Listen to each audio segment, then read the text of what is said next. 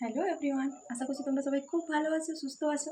আরও একটি নতুন ভিডিওতে তোমাদেরকে অনেক অনেক স্বাগত নিয়ে চলো তাহলে দেরি না করে ভিডিওটা শুরু করা যাক।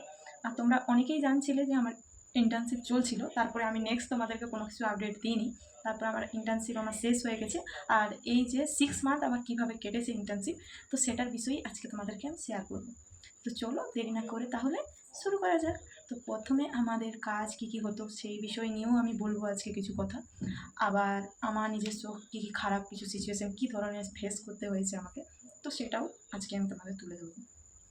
প্রথমে বেসিক্যালি আমাদের 3টে রাউন্ড হতো। প্রথম রাউন্ডে আমরা গিয়ে জিজ্ঞাসা করতাম পেশেন্ট কেউ এনপিও রয়েছে কিনা, মানে তাদের কারো ওটি রয়েছে, কারো টেস্ট রয়েছে। তো সেটা বাদ দিয়ে বাকি পেশেন্টদেরকে আমরা কাউন্সিল করতাম।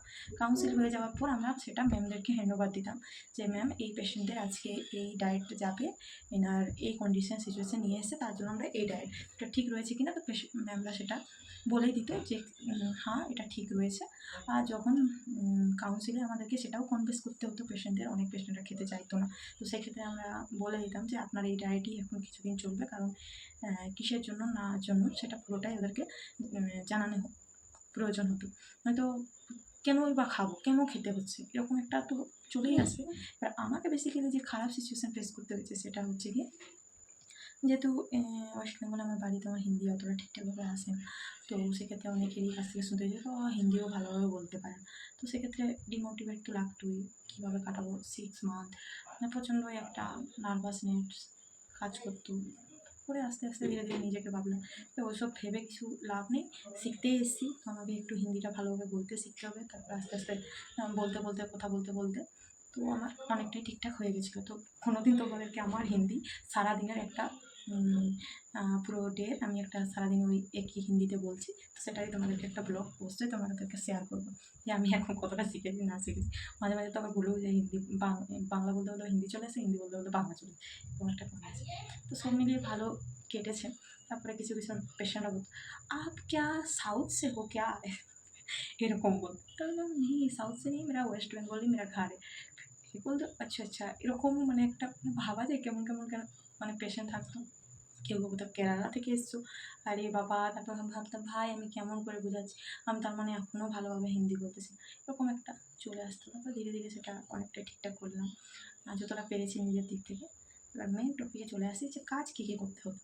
তো ফার্স্ট রাউন্ডে ওটাই আমাদের এনপিও সিলেক্ট করার পর কাউন্সিল করতাম, সেটা এসে ম্যামদেরকে হ্যান্ড ওভার দিতাম। ম্যামরা বলতো যে ঠিক আছে, সেটা আমাদের একটা ডায়েটিশিয়ানের প্রোগ্রেস নোট থাকতো, সেটার মাধ্যমে আমরা দিতাম যে নর্মাল ডায়েট যদি পেশেন্টের একটা নিউট্রিশনাল অ্যাসেসমেন্ট ফর্ম থাকতো, সেটা কোনো একদিন তোমাদেরকে শেয়ার করবো অ্যাসেসমেন্ট ফর্মটা কেমন থাকতো।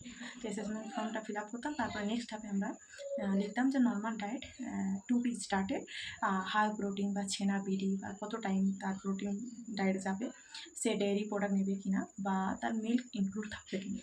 তো সেটাও প্রতিদিনের ডায়েটে আজকে ডেট দিয়ে লিখতাম সিন বাই ডায়েটিশিয়ান বলে।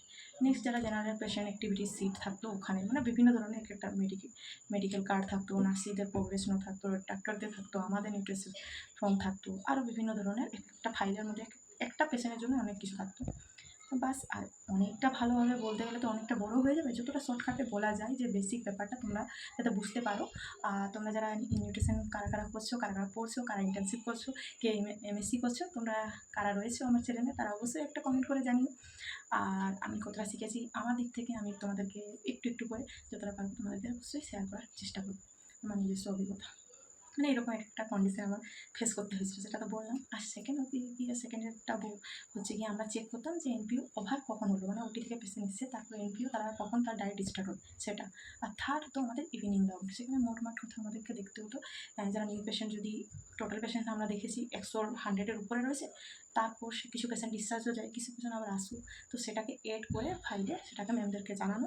কোনো পেশেন্ট সুস্থ হয়েছে তো আবার জেনারেল ওয়ার্ডে শিফটিং হয়েছে, তো সেটা আমরা সিটে মাধ্যমে আপডেট দেওয়া, ক্যান্টিন স্টাফদের আপডেট দেওয়া, আরও বিভিন্ন ধরনের এইসবই কাজ টাজ থাকতো জেনারেলি।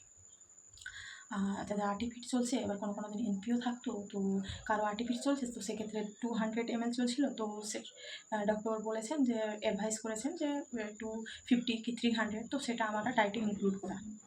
সেটা আমাদের ইভিনিংয়ে বেসিক্যালি কাজ থাকতো। বাস, নেক্সট তোমাদের কেমন ভিডিও তোমরা দেখতে চাও অবশ্যই তোমরা কমেন্ট করে জানিও। আর আমিও চেষ্টা করবো নতুন নতুন তোমাদেরকে প্রতিদিনই একটা করে ভিডিও দেওয়ার, এক একটা ডিজিজের বিষয় নিয়ে কোনো দিন বাড়ির কিছু ব্লগ তোমাদেরকে শেয়ার করবো।